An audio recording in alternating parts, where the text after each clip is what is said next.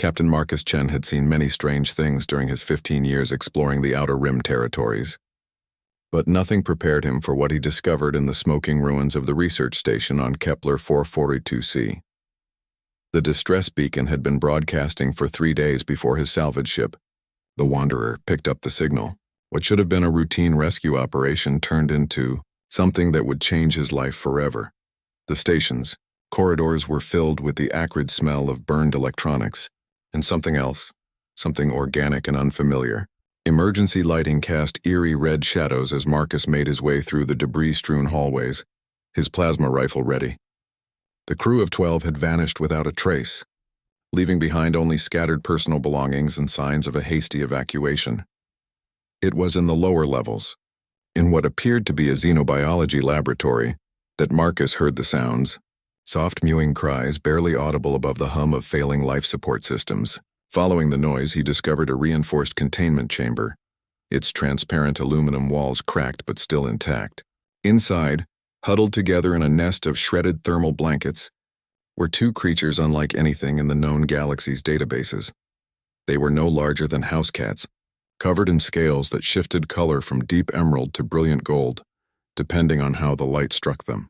Their wings were translucent membranes stretched between delicate bone structures, currently folded against their serpentine bodies. Most striking were their eyes, large, intelligent, and filled with an unmistakable fear and loneliness that tugged at something deep in Marcus's chest. The laboratory's computer terminal was still functional, its screen displaying fragmentary research notes. Dr. Sarah Voss, the station's lead xenobiologist, had been studying what she called dracoforms, the last survivors of a species that had once ruled the volcanic world of Paraxis Prime before its sun went supernova. The eggs had been recovered from a derelict ship drifting in the system's asteroid field, the final remnants of an entire civilization.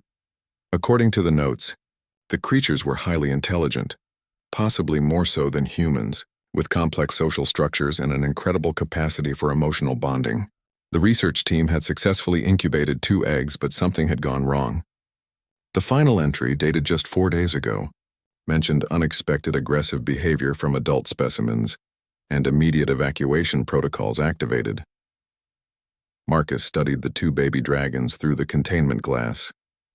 They had noticed him now, their heads turning in perfect synchronization to track his movements. When he placed his gloved hand against the transparent barrier, they both pressed their tiny snouts against the same spot, their scales brightening to a warm amber color. The facility's main computer informed him that the containment system would fail within 6 hours. The babies would die from exposure to the planet's harsh atmosphere, which was slowly seeping into the damaged station. Marcus faced a choice that went against every regulation in the Galactic Salvage Guild's handbook. Live alien specimens were supposed to be turned over to the Science Directorate for study, not rescued by independent operators. But looking into those intelligent, trusting eyes, Marcus couldn't bring himself to abandon them. He jury-rigged a portable life support system using equipment from his ship, creating a small environmental chamber that could sustain the creatures during transport. When he opened the containment unit, both dragons immediately crawled toward him, their small claws clicking against the metal floor. The moment Marcus's bare hand touched the first dragon's scales, something extraordinary happened. A warm sensation flooded through his mind, not quite telepathy, but something deeper. An emotional connection that spoke of recognition, gratitude, and an instant overwhelming trust. The second dragon nuzzled against his other hand, and the feeling doubled in intensity. They were bonding with him, Marcus realized. Whatever process these creatures used to identify family, parental figures, or pack leaders, it had just activated. In their alien minds, he wasn't just their rescuer.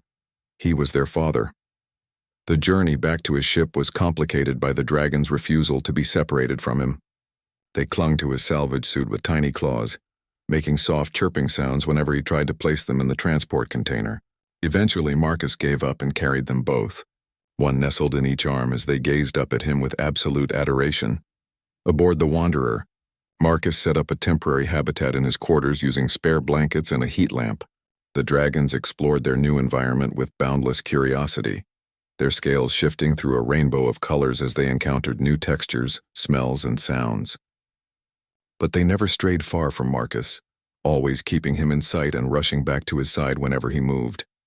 As the ship's autopilot guided them toward the nearest civilized system, Marcus tried to research everything he could about dragon-like species. The galactic databases were frustratingly incomplete, offering only fragments of information about extinct reptilian civilizations and theoretical studies on draconic intelligence. What he did learn troubled him. Most accounts suggested that these creatures formed lifelong bonds with their chosen family groups, becoming psychologically dependent on their caretakers. The dragons seemed to understand that he was trying to help them. When Marcus set up a small sleeping area next to his bunk, they immediately claimed it but spent most of the night climbing onto his chest and curling up against his warmth. Their tiny hearts beat rapidly against his skin, and he could feel their contentment through that strange emotional link they had formed. By the third day of travel, Marcus had made his decision. The science directorate would want to study these creatures, likely keeping them in laboratories for the rest of their lives. But they weren't just specimens. They were individuals with thoughts, feelings, and an unshakable trust in him. He couldn't betray that trust no matter what the regulations said. Marcus altered his flight plan, heading for the frontier world of Haven's Rest instead of the core systems. It was a rough planet on the edge of known space, where questions weren't asked and the galactic authorities' reach was limited. If he was going to raise 2 alien dragons, he would need somewhere they could grow up safely, away from government scientists and corporate interests. The dragons seemed to sense his decision, their scales brightening to that warm amber color as they chirped contentedly from their perch on his shoulder. Whatever challenges lay ahead, Marcus knew one thing for certain: he would never abandon his strange new family. Haven's Rest lived up to its reputation as a place where misfits and outcasts could start fresh. The frontier town of New Geneva sprawled across a series of interconnected platforms, built into the walls of a massive canyon, its buildings a chaotic mix of prefabricated modules, converted shipping containers, and structures carved directly into the red stone cliffs. It was perfect for someone trying to disappear with 2 highly illegal alien companions. Marcus had managed to secure a small homestead on the canyon's rim, far enough from town to avoid unwanted attention, but close enough to access supplies and communication networks. The property came with a workshop, living quarters, and, most importantly, several natural caves that extended deep into the rock face, perfect hiding spots for growing dragons. The babies, whom Marcus had named Ember and Ash after their distinctive coloring, had grown considerably during the month-long journey to Haven's Rest. Ember's scales had settled into brilliant crimson and gold patterns, while Ash displayed deep purple and silver markings. They were now the size of medium dogs, their wings strong enough for short gliding flights, and their intelligence was becoming more apparent every day. The emotional bond between Marcus and his adopted children had strengthened as well. He could sense their moods, their hunger, even their dreams through the psychic connection that seemed to grow stronger with time. When Ember was excited, Marcus felt a warm tingling in his chest. When Ash was content, a peaceful calm would wash over him. It was unlike anything he had ever experienced, and he found himself wondering if this was how all parental bonds should feel. Setting up their new home proved to be an adventure in itself. The dragons were endlessly curious about every piece of equipment Marcus installed, investigating each tool and component with the focused intensity of natural engineers. Ember had a particular fascination with anything that produced heat or light, while Ash was drawn to mechanical devices and seemed to understand their function with minimal explanation. It was during the installation of the workshop's primary power core that Marcus first witnessed their problem-solving abilities. The heavy fusion cell needed to be maneuvered through a narrow access port, a task that would normally require specialized lifting equipment, but Ember and Ash seemed to understand the challenge immediately. Working together without any verbal communication, Ember used precise bursts of superheated breath to soften the metal frame around the access port, while Ash applied carefully calculated pressure with her claws to bend it outward. Within minutes, they had enlarged the opening just enough for the power core to fit through. Marcus stood watching in amazement as his 6-month-old dragon solved an engineering problem that had been puzzling him for hours. The dragon's rapid development brought new challenges. Their appetites had grown exponentially, and they showed a distinct preference for rare metals and crystalline formations over conventional food. Marcus discovered this when he found them contentedly munching on a pile of copper wiring he had left out for repairs. Fortunately, the planet's mineral-rich environment provided plenty of alternatives, and the dragons seemed to instinctively know which substances were safe to consume. More concerning was their protective behavior toward Marcus. When a traveling merchant arrived at the homestead to discuss supply deliveries, both dragons immediately positioned themselves between the stranger and their human father, their scales darkening to warning colors and small wisps of flame escaping their nostrils. The merchant, a grizzled veteran of frontier life, took one look at the clearly agitated creatures and decided to conduct business from a respectful distance. Marcus realized he needed to socialize the dragons carefully. They couldn't spend their entire lives isolated from other beings, but their instinctive protectiveness could become dangerous as they grew larger and more powerful. He began taking them on supervised visits to town, always keeping them close and using the emotional link to project calm, friendly intentions. The first few trips were tense affairs. The dragons clung to Marcus's sides, their eyes constantly scanning for threats while the townspeople stared in barely concealed amazement. Word had already spread about the hermit on the rim who lived with unusual pets, but seeing the creatures in person was a different matter entirely. Children pointed and whispered, while adults kept their hands near their weapons. Everything changed when old Henrik, the town's blacksmith, suffered a heart attack in the middle of the main street. Marcus was walking past with Ember and Ash when the elderly man collapsed, clutching his chest and gasping for air. Without hesitation, Marcus rushed to help, but it was Ash who surprised everyone. The dragon approached the dying man with careful deliberation, ignoring the panicked shouts of bystanders who feared she might attack. Instead, she placed her small claws gently on Henrik's chest and began to emit a low, harmonic hum. A soft purple glow emanated from her scales, and gradually, the blacksmith's breathing stabilized. By the time the medical team arrived, Henrik was conscious and alert, though exhausted. Dr. Elena Santos, the town's physician, examined Henrik thoroughly and declared it miraculous. The man's heart rhythm had returned to normal, and preliminary scans showed no sign of the massive coronary event that should have killed him. She looked at Ash with new respect, her scientific curiosity clearly warring with her medical training. From that day forward, the dragons were no longer seen as dangerous oddities, but as valuable members of the community. Ember proved to have a talent for metalworking, her precisely controlled fire breath making her an invaluable assistant to the new blacksmith who took over Henrik's shop. Ash's healing abilities, while limited and not fully understood, made her a welcome presence at the clinic during emergencies. Marcus watched his children integrate into their new society with a mixture of pride and concern. They were clearly gifted beings with abilities that could benefit humanity, but he worried about exploitation. There were always those who would see the dragons as tools to be used rather than individuals to be respected. His concerns proved justified when a representative from Titan Corporation arrived in New Geneva, asking questions about unusual life forms and offering substantial rewards for information. Marcus recognized the type immediately: corporate headhunters who specialized in acquiring exotic assets for private collections or research programs. That night, as Ember and Ash slept curled against his sides in their favorite spot next to his bed, Marcus made another difficult decision. If they were going to stay safe, the dragons needed to learn to hide their abilities. More importantly, they needed to understand that not all humans could be trusted with their secrets. The conversation was conducted through the emotional link rather than words. Since the dragon's understanding of human language was still developing, Marcus projected images and feelings: danger, caution, the need for secrecy. Both dragons responded with understanding and a fierce determination to protect not just themselves, but their beloved human father.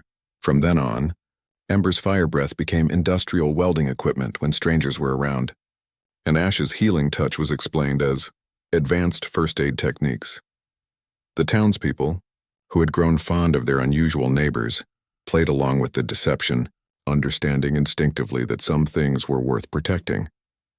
As the seasons passed on Haven's Rest, Marcus began to realize that he wasn't just raising alien pets, he was nurturing the future of an entire species. The dragon's intelligence continued to develop at an astounding rate, and they began showing signs of abilities that went far beyond what he had initially witnessed. The responsibility was both thrilling and terrifying, but Marcus wouldn't trade his strange family for anything in the galaxy. 2 years had passed since Marcus first brought Ember and Ash to Haven's Rest, and the changes were remarkable. The dragons now stood nearly 4 feet tall at the shoulder, their wingspans approaching 12 feet when fully extended. More importantly, their intelligence had developed to the point where they could communicate complex ideas through their emotional link with Marcus, and they had even begun to understand and speak basic human language. The homestead had evolved as well, transformed from a simple frontier dwelling into something resembling a cross between a research facility and a dragon sanctuary. Marcus had expanded the cave system, creating specialized chambers for different activities. A workshop where Ember could practice her metalworking skills, a greenhouse where Ash cultivated medicinal plants with an intuitive understanding of their properties, and a central living area where the family spent their evenings together. It was during one of these quiet evenings that Marcus first learned about the dragon's true heritage. Ash had been experimenting with a new healing technique, her claws glowing with soft purple energy as she encouraged a damaged circuit board to repair itself. The sight triggered something in Ember's memory, and suddenly Marcus's mind was flooded with images that weren't his own. Through Ember's recollections, Marcus saw glimpses of Pyraxis Prime as it had been before the supernova. Vast cities carved into mountainsides, great libraries filled with crystalline data storage, and dragons working alongside other species in harmony. These weren't primitive beasts, but members of an advanced civilization that had mastered both technology and what humans might call magic. The revelation explained so much about his children's abilities and their rapid development. They weren't just learning to survive in a human world. They were remembering skills and knowledge encoded in their very DNA, the preserved wisdom of their extinct race slowly awakening as they matured. "Father," Ash said one morning, her voice still carrying the melodic tones characteristic of her species, but now clearly recognizable as speech. "We need to find others." Marcus looked up from his morning coffee, startled by the directness of her statement. "Others? You mean other dragons?" Ember nodded, her golden scales shimmering with excitement. "Not dead. Hidden. We feel them sometimes in dreams." The idea of other surviving dragons was both thrilling and terrifying. Marcus had assumed that Ember and Ash were the last of their kind, but if there were others scattered across the galaxy, it raised new questions about their safety and future. It also meant that his role as their guardian might be more temporary than he had assumed. Over the following weeks, the dragon's dreams became more frequent and detailed. They spoke of hearing distant calls in a language that predated human civilization, of sensing familiar emotional signatures across impossible distances. Marcus began to research, using his salvage connections to gather information about unusual sightings and unexplained phenomena in the Outer Rim systems. What he discovered was disturbing. Reports of unidentified flying creatures had been surfacing across dozens of systems, always followed by corporate expeditions and government research teams. In every case, the sightings stopped abruptly, suggesting that any dragons found were being captured and taken away. The pattern was clear. Someone was systematically hunting the survivors, and they were getting closer to Haven's Rest. Marcus's worst fears were confirmed when Dr. Santos visited the homestead with troubling news. A military science vessel had arrived in the system, its crew asking detailed questions about the unusual atmospheric phenomena that had been reported in the area. "They showed me biological scanners, Marcus," Elena said, her voice tense with worry. "Sophisticated equipment designed to detect non-human life forms. They know something is here." That night, Marcus called a family meeting in the cave system's main chamber. Ember and Ash listened intently as he explained the situation, their scales gradually darkening to deep, worried colors as they processed the implications. "We could run," Marcus suggested. "Take the ship and find somewhere more remote." But Ash shook her head, her purple eyes reflecting a wisdom that seemed far older than her 2 years. "Running won't solve the problem. Others are being taken, imprisoned, studied. We cannot let this continue." Ember's response was more direct, small flames escaping her nostrils as her protective instincts flared. "We fight. Protect family. Protect others." Marcus felt his heart swell with both pride and fear. His children had grown into beings of remarkable courage and compassion, but they were still just 2 young dragons against forces that commanded entire fleets. He needed a better plan than either running or fighting, The solution came from an unexpected source. While researching dragon sightings, Marcus had encountered references to Dr. Sarah Voss, the xenobiologist whose research station he had found years ago. It turned out she had survived the evacuation and was now working underground, part of a network of scientists who opposed the militarization of xenobiological research. Contact was established through a series of encrypted messages routed through Salvage Guild communication networks. Dr. Voss was stunned to learn that the 2 dragon eggs from her research had not only hatched but were thriving under Marcus's care. More importantly, she had been tracking the same hunting patterns that Marcus had discovered. There are at least 15 confirmed survivors scattered across 7 systems, she explained during their first secure video call. Maybe more, but they're being captured one by one, taken to classified facilities where they're treated as weapons rather than sentient beings. Dr. Voss had a proposal. Her network had been working to establish a sanctuary world, a hidden refuge where surviving dragons could live freely while working to rebuild their civilization. But they needed proof that dragons could integrate successfully with human society, evidence that coexistence was possible. Your family could be that proof, she said. Show the galaxy that dragons aren't monsters to be caged but beings worthy of respect and protection. The plan was audacious and dangerous. Marcus, Ember, and Ash would travel to selected systems where dragons were known to be hiding, making contact and offering them sanctuary. Along the way, they would document their interactions, building a comprehensive record of dragon intelligence, culture, and peaceful intentions. It meant leaving the safety of Haven's Rest and exposing themselves to exactly the kind of attention they had been avoiding. But it also offered the possibility of reuniting with others of their kind and ending the systematic persecution of dragon survivors. The decision was unanimous. Even as military patrols began circling the Haven's Rest system, the small family prepared for their most dangerous mission yet. Marcus upgraded the Wanderer with stealth capabilities and long-range sensors, while Ember and Ash practiced concealing their abilities for situations where secrecy would be essential. On their last night at the homestead, the dragons performed something Marcus had never seen before, a ceremony of remembrance for their lost world and their extinct kin. Standing in the main cave chamber, Ember and Ash sang in harmonics that seemed to resonate through the very stone, their scales glowing with patterns that told stories of ancient glory and current hope. As the haunting melody filled the air, Marcus understood that his children were no longer just orphaned refugees. They were the inheritors of a vast legacy and the founders of a new chapter in dragon history. Whatever dangers lay ahead, they would face them together as a family united by love and purpose. The hunt for their scattered siblings was about to begin, and with it, a journey that would either restore the dragons to their rightful place in the galaxy or see them all perish in the attempt. But Marcus had learned something important over the past 2 years. Never underestimate the power of a family determined to protect each other. The modified Wanderer slipped through the Kepler 438 system like a ghost, its advanced stealth systems keeping them invisible to the corporate patrol ships that had been hunting dragons for months. Marcus piloted the ship with practiced ease while Ember and Ash monitored long-range sensors, their natural sensitivity to electromagnetic fields making them surprisingly effective at detecting hidden signals.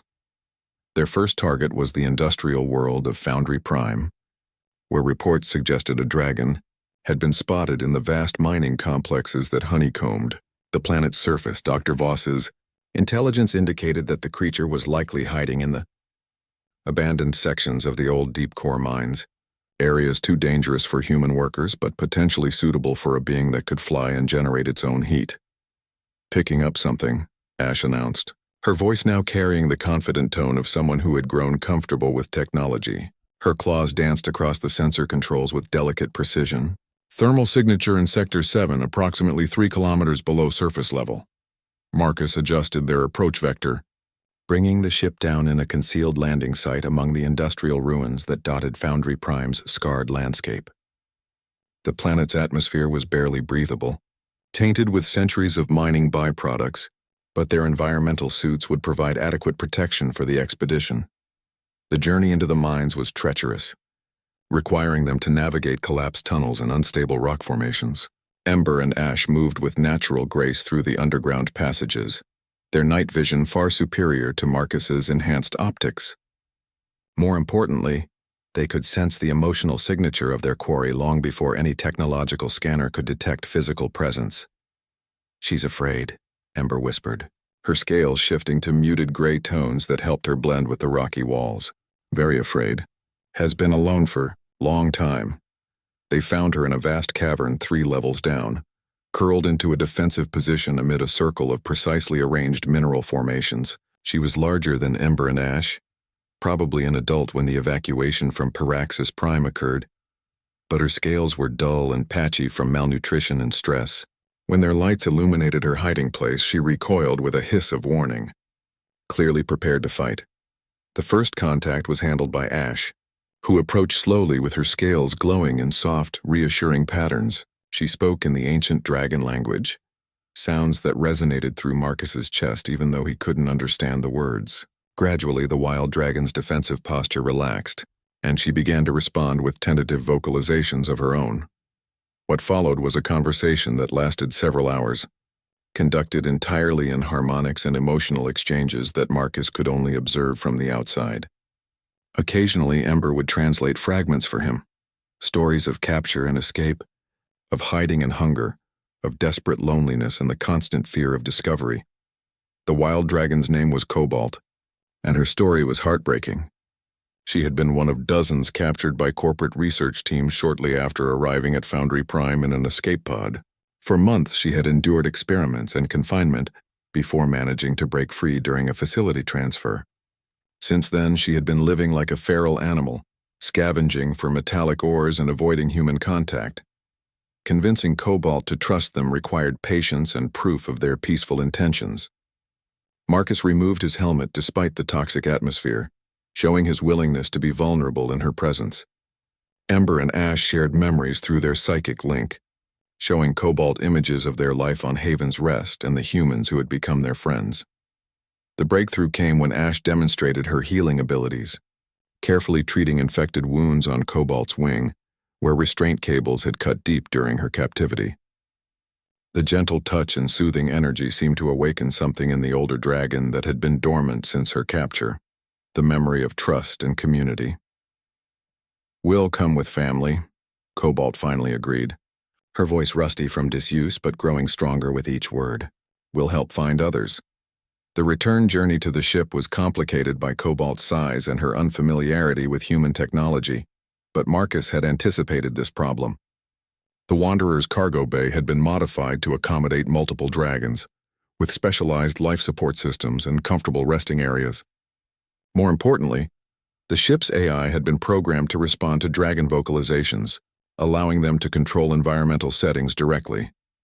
Their next destination was the agricultural world of Verdant, where intelligence suggested another dragon was hiding in the vast forest preserves that covered the planet's northern continent. This contact proved more challenging, as the dragon in question had, apparently learned to mimic local wildlife so effectively that even orbital sensors couldn't distinguish him from the indigenous flying reptiles. It was Cobalt who provided the solution. Using her mature understanding of dragon communication, she sent out long-range psychic calls that eventually received a response from deep within the forest canopy. The contact was brief and cautious, but it provided enough information to locate their target. The dragon they found was younger than Cobalt, but older than Ember and Ash, with adaptive camouflage scales that shifted constantly to match his surroundings. He called himself Verdant, having taken the name of the world where he had found refuge. Unlike Cobalt, he had avoided capture entirely, learning to live among the planet's native creatures by mimicking their behavior and appearance. Verdant's integration into their small family group was smoother, as he retained more of the social instincts that had been suppressed in Cobalt by her traumatic experiences. He was particularly fascinated by Marcus, having had minimal contact with humans since arriving on the planet years ago. "You really are their father," Verdant observed during their first evening together aboard the ship. "Not just protector or ally. True family bond." Marcus nodded, feeling the warm pulse of affection from Ember and Ash through their psychic link. "They chose me as much as I chose them." Family isn't always about genetics. As their rescue missions continued, a pattern began to emerge. Each dragon they found had developed unique survival strategies based on their individual experiences and the environments where they had taken refuge. Cobalt had become a master of underground living, while Verdant had perfected surface camouflage. Others they encountered showed different adaptations. One had learned to interface directly with computer systems, while another had developed enhanced telepathic abilities for long-range communication. But they also discovered evidence of a more disturbing pattern. Corporate research teams were becoming more sophisticated in their hunting methods, using psychological profiles of dragon behavior to predict hiding spots and employing specialized capture equipment designed specifically for dealing with their abilities. Several promising leads turned into empty hideouts with signs of recent struggle, though breakthrough in their investigation came when they attempted to rescue a dragon, reportedly hiding in the asteroid mining facilities of the Titan Belt. What they found instead was a trap. Military vessels waiting in ambush with weapons specifically designed to disable dragonflight capabilities. The battle was brief but vicious. Marcus pushed the Wanderer to its limits while Ember, Ash, Cobalt, and Verdant used their combined abilities to confuse targeting systems and provide defensive cover. Cobalt's knowledge of military tactics, learned during her captivity, proved invaluable in identifying weak points in their attackers' formation. They escaped, but barely, and the encounter provided crucial intelligence. The hunting teams weren't just corporate mercenaries. They were backed by elements within the Galactic Authority itself, specifically a classified division that viewed dragons as potential weapons of mass destruction.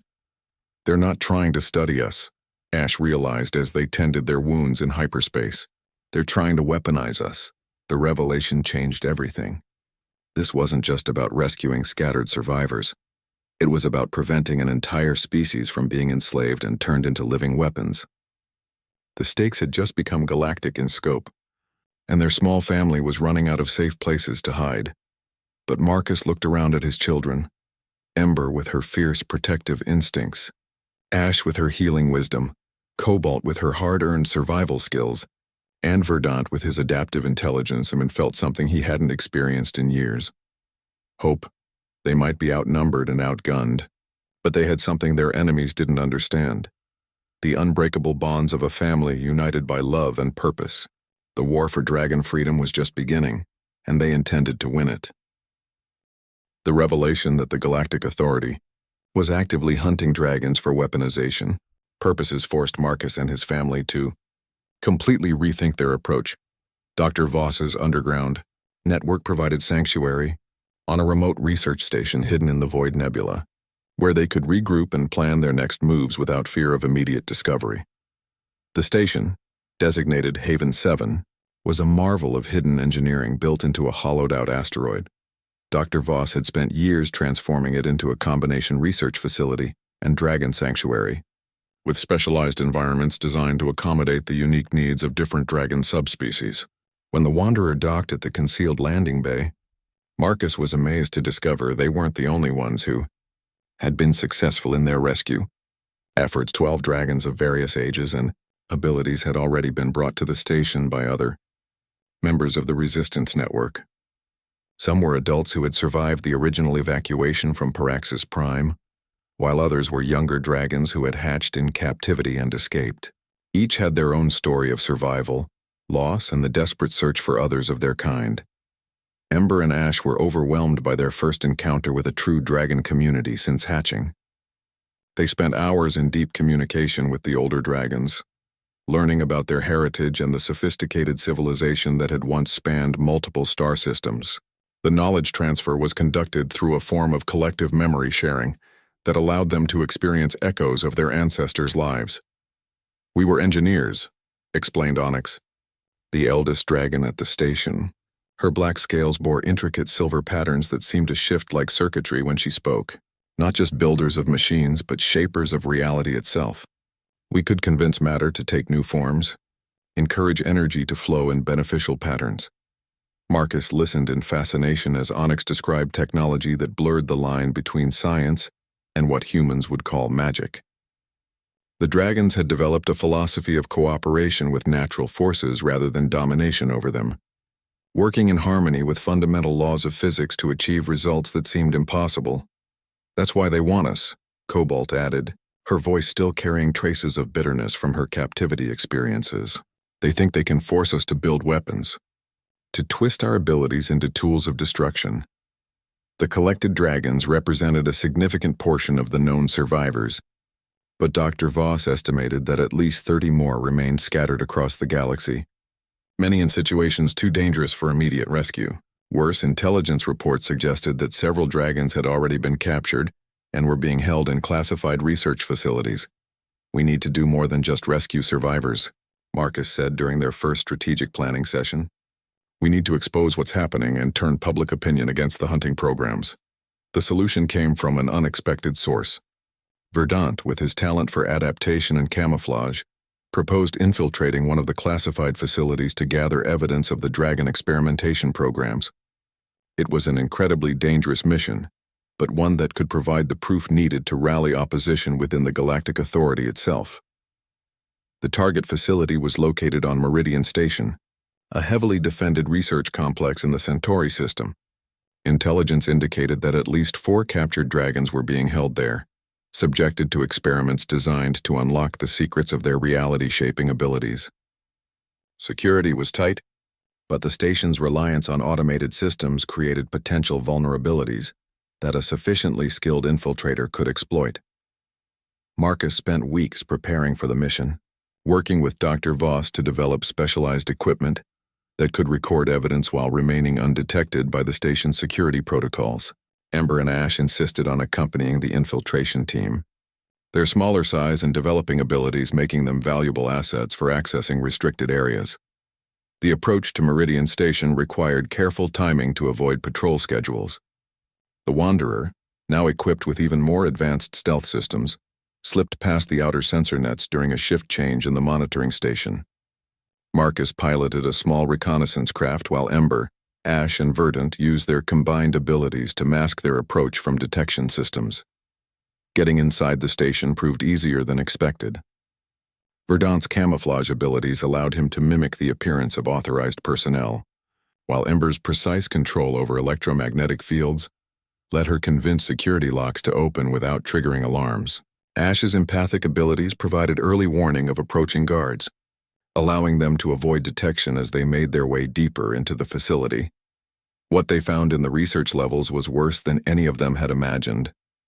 The captured dragons were being held in specialized containment cells that suppressed their natural abilities, while subjecting them to constant monitoring and experimentation. Worse, the researchers were using psychological manipulation techniques designed to break the dragon's will and force them to cooperate with weaponization efforts. One of the captives was barely more than a hatchling, her iridescent scales dulled by stress and malnutrition. She had been separated from her family during a raid on a refugee camp and had spent months in isolation, subjected to tests designed to measure her potential as a living weapon. The sight of her cowering in the corner of her cell filled Ember and Ash with a rage that Marcus could feel through their psychic link. The evidence they gathered was damning. Video recordings of forced experimentation, documentation of psychological torture, and detailed plans for developing dragon-based weapon systems that violated every treaty governing the treatment of sentient beings. But the most shocking discovery was a list of targets, civilian populations where these weapons were intended to be tested. Rescuing the captive dragons required careful coordination. While Marcus and Verdant worked to disable the containment systems, Ember and Ash provided emotional support to the traumatized prisoners, using their natural empathy to calm fears and prepare them for escape. The process was complicated by the fact that some of the captives had been held so long that they had nearly forgotten how to trust. The youngest captive, whom they later learned was named Crystal, required special care. Her prolonged isolation had left her unable to communicate normally, and she clung to Ash with desperate intensity once freed from her cell. The sight of her own kind seemed to reawaken something that had been suppressed by months of abuse. Their escape from Meridian Station became a running battle as security forces realized what was happening. The station's automated defenses were formidable, but they hadn't been designed to deal with opponents who could manipulate electromagnetic fields and convince targeting systems to malfunction. Ember's ability to overload power grids proved particularly effective at creating chaos and confusion. The rescued dragons, despite their traumatic experiences, contributed to the escape effort in ways that surprised their captors. Even Crystal, barely able to communicate, instinctively used her abilities to bend light around their group, creating optical illusions that confused pursuing guards. It was as if freedom itself was awakening their suppressed powers. The return to Haven 7 was bittersweet. While they had successfully rescued 4 more dragons and gathered crucial evidence, the knowledge of what was happening in other facilities weighed heavily on everyone. The evidence they had collected would be powerful ammunition in the fight for dragon rights, but it also revealed the full scope of the threat they faced. Dr. Voss immediately began distributing the evidence through her network of sympathetic scientists and politicians. The documentation of illegal experimentation on sentient beings would be impossible to ignore, especially when combined with testimony from the rescued dragons themselves. But everyone knew that exposing the truth was only the first step in a much larger battle. As Crystal slowly began to recover from her ordeal, bonding with Ember and Ash in a way that reminded Marcus of his own early days with the dragons, he realized that their mission had evolved beyond simple rescue operations. They were now the leaders of a resistance movement that would determine whether dragons could reclaim their place as free beings in the galaxy or remain as prisoners and weapons in the hands of those who saw them only as tools. The war for dragon liberation had entered a new phase, and the stakes had never been higher. But looking around at the growing community of survivors, Marcus felt confident that they had the strength and determination to succeed. After all, they weren't just fighting for survival anymore. They were fighting for the future of an entire species. The evidence from Meridian Station sent shockwaves through the Galactic Authority, but the response was not what Marcus and his allies had hoped for. Instead of public outrage and immediate reforms, they found themselves facing a coordinated campaign of denial and misdirection. Official statements dismissed the documentation as fabricated terrorist propaganda, while news outlets mysteriously received contradictory reports that painted the dragons as dangerous creatures requiring containment for public safety. Dr. Voss's network came under intense scrutiny as government investigators began tracking their communications and raiding suspected safe houses. Several key members of the resistance were arrested on trumped-up charges, while others were forced to flee their positions and go underground. The sanctuary at Haven 7 became increasingly isolated as supply lines were compromised and trusted contacts disappeared. The turning point came when Crystal, the youngest dragon they had rescued from Meridian Station, began experiencing vivid dreams that seemed to be more than mere nightmares. Through her traumatic experiences, she had developed an enhanced psychic sensitivity that allowed her to perceive events across vast distances. Her dreams showed other captive dragons, hidden facilities, and most disturbingly, preparations for a large-scale military operation targeting known dragon sanctuaries. "They're coming," Crystal whispered during one of her episodes, her scales flickering with distressed patterns. "Ships, soldiers, they know where we are."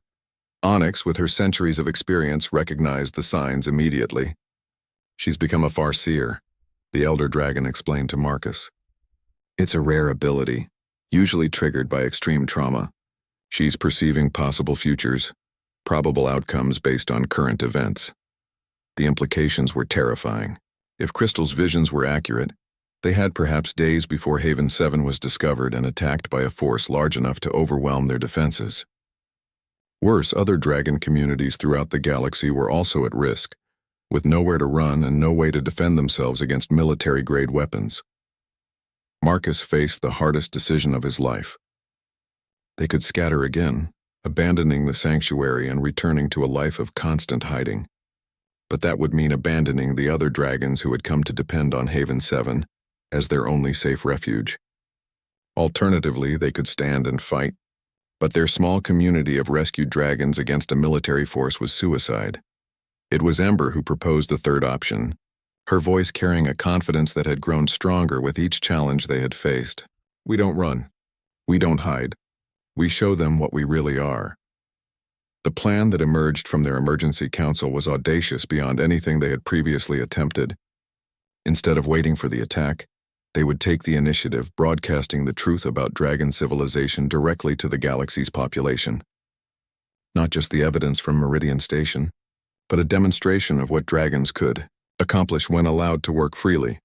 The older dragons possessed knowledge that had been suppressed since the fall of Pyraxis Prime, techniques for large-scale reality manipulation that could transform entire worlds. They had avoided using these abilities because of the potential for misuse. But the current crisis demanded extraordinary measures. Working together for the first time in decades, the dragon community at Haven 7 began a project that would have seemed impossible to human science. Using their combined abilities, they started converting the asteroid station into something unprecedented, a living demonstration of dragon engineering that could solve humanity's greatest challenges. Verdant led the effort to develop new forms of clean energy generation, convincing matter itself to release power without harmful byproducts. Cobalt focused on advanced propulsion systems that could revolutionize space travel, while Onyx worked on healing technologies that could cure diseases and restore damaged ecosystems. Even Crystal, despite her youth and trauma, contributed by developing communication networks that could span galactic distances instantly. Marcus coordinated the human aspects of the operation, working with Dr. Voss to establish broadcasting capabilities that could reach every inhabited world simultaneously. They would have one chance to show the galaxy what dragons were truly capable of, and the demonstration had to be undeniable and beneficial enough to overcome years of propaganda and fear. Ember and Ash took on the crucial role of human-dragon interface specialists, using their unique bond with Marcus to develop technologies that both species could operate together. Their work resulted in hybrid systems that combined human innovation with dragon intuition, creating capabilities that neither species could achieve alone. The preparation work was intense and exhausting, pushing every dragon to their limits as they recalled techniques that hadn't been used since their homeworld's destruction. But gradually the asteroid began to transform. What had started as a simple research station evolved into something that resembled a living organism, its corridors pulsing with energy flows that seemed almost alive. Crystal's farsight abilities provided regular updates on their approaching enemies. The military fleet was larger than expected. Clearly, someone in the Galactic Authority viewed the dragon threat as significant enough to warrant a massive response. But the delays caused by the evidence release had given them precious time to complete their preparations. The breakthrough came when the combined dragon abilities successfully created what Onyx called a reality anchor, a stable focal point that could project their enhanced capabilities across interstellar distances. It meant they could demonstrate dragon technology simultaneously on hundreds of worlds, showing real solutions to real problems in real time. Marcus watched in amazement as his children worked alongside their newly reunited family to accomplish something that would have been considered miraculous just hours earlier. Ember's precise control over electromagnetic forces allowed her to heal damaged power grids on distant worlds, while Ash's empathic abilities helped resolve conflicts that had been raging for years. The effect was immediate and profound. On worlds suffering from energy shortages, power flowed cleanly and abundantly. Planets struggling with environmental damage saw their ecosystems begin to regenerate. Space stations dealing with life support failures found their systems not just repaired, but improved beyond their original specifications. More importantly, the demonstrations were accompanied by educational broadcasts that showed exactly how the technologies worked and how they could be implemented safely. The dragons weren't just showing off their abilities.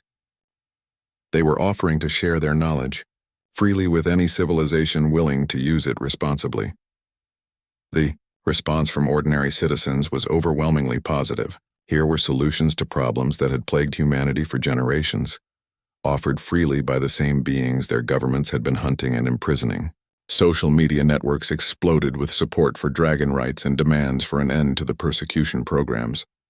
But the military fleet continued its approach, apparently unmoved by the massive shift in public opinion. Marcus realized that certain elements within the government were too committed to their agenda to back down.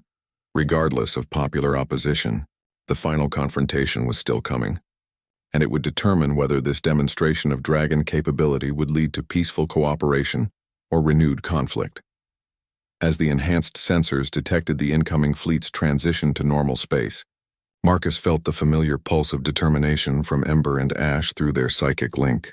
His children had grown from orphaned refugees into leaders of their species, and they were ready to defend everything they had built together.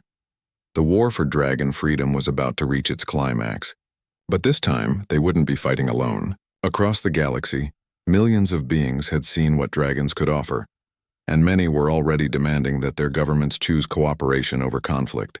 The real battle would be decided not by weapons, but by the power of hope and the promise of a better future for all species working together. The military fleet that emerged from hyperspace around Haven 7 was a formidable sight.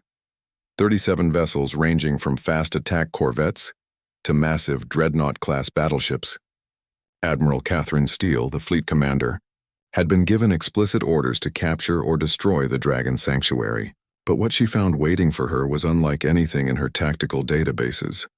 The asteroid that had once been a simple research station now pulsed with energy patterns that registered on every sensor in her fleet. More disturbing were the readings coming from long-range scanners. The enhanced abilities the Dragons had demonstrated across the galaxy were still active, still improving conditions on hundreds of worlds simultaneously. This wasn't just a military target anymore. It was the nexus of a technological revolution. Marcus stood in the transformed command center of Haven 7, surrounded by his extended dragon family. Ember and Ash flanked him as always, their scales glowing with patterns that reflected their absolute confidence in their father. Around them, the other rescued dragons maintained the complex energy networks that were healing damaged worlds and providing free energy to entire star systems. Incoming transmission from the fleet commander, Dr. Voss announced from her monitoring station. Admiral Steele is requesting immediate surrender of all dragon assets. Marcus accepted the communication, and Admiral Steele's face appeared on the main screen. She was a career military officer with the hardened expression of someone who had seen too many conflicts. But Marcus could detect uncertainty beneath her professional demeanor. Captain Chen, the Admiral began, you are in violation of Galactic Authority Security Resolution 847. Surrender the alien assets in your custody immediately, and your human personnel will be allowed to depart unharmed. Admiral, Marcus replied calmly, I think you may want to reconsider your mission parameters.